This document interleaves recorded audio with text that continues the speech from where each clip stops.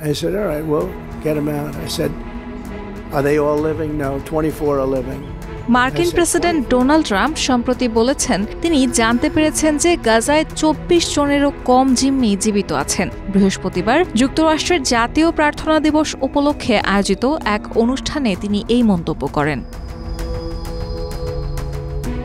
White হাউসে জাতীয় প্রার্থনা দিবসের এক অনুষ্ঠানে ট্রাম্প বলেন 59 জনের মধ্যে 24 জন জীবিত ছিলেন, কিন্তু এখন আমার মনে হয় এই সংখ্যা আরও কম হবে। তিনি বলেন কয়েক মাস ধরে ইসরায়েল বলে আসছে যে তারা বিশ্বাস করে যে 59 জন জিম্মির মধ্যে 24 জন জিম্মি জীবিত আছেন। যদিও এই সপ্তাহের শুরুতে প্রধানমন্ত্রী বেনিয়ামিন নেতানিয়াহুর স্ত্রী সারা এক জনসভায় তাকে বলেন জীবিত জিম্মির সংখ্যাটি সরকারি সংখ্যার চেয়ে কম। প্রধানমন্ত্রী বলেছিলেন যে 24 জন পর্যন্ত জীবিত জিম্মি রয়েছে।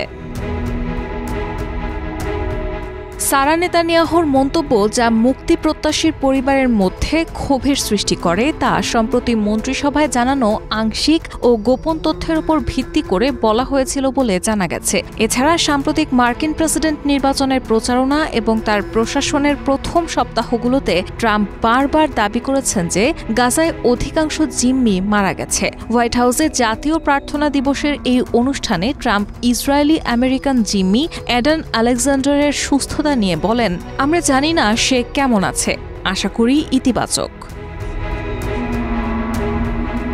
তিনি আরও বলেন 2 মাস আগে আমরা মোটামুটি নিশ্চিত ছিলাম যে সে সেখান থেকে মুক্তি পাবে, কিন্তু এখন তারা কিছুটা কঠিন হয়েছে।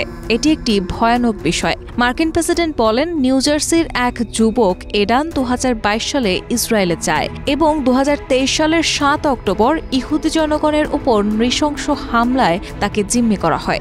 এখন আমি আপনাদের বলছি এটি এমন একটি হামলা যা কখনো হতো না। এটি হয়েছে কারণ হামাসের কাছ থেকে অর্থ পেয়েছে।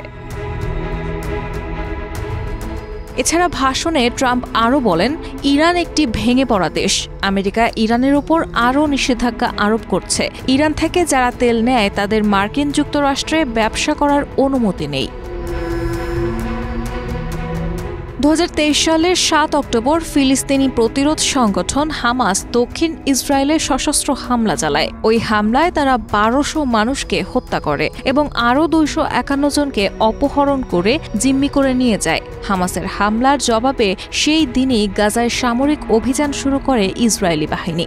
টানা 15 মাসেরও বেশি সময় ধরে চলা এই অভিযানের পর যুক্তরাষ্ট্র ও অন্যান্য মধ্যস্থতাকারী দেশের চাপের মুখে গত 19 জানুয়ারি থেকে গাজায় যুদ্ধবিরতি কার্যকর হয়।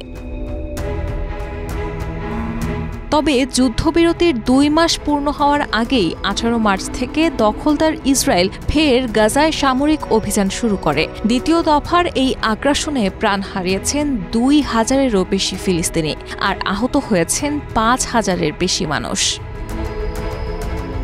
রায়হানা মুন, প্রবাস খবর।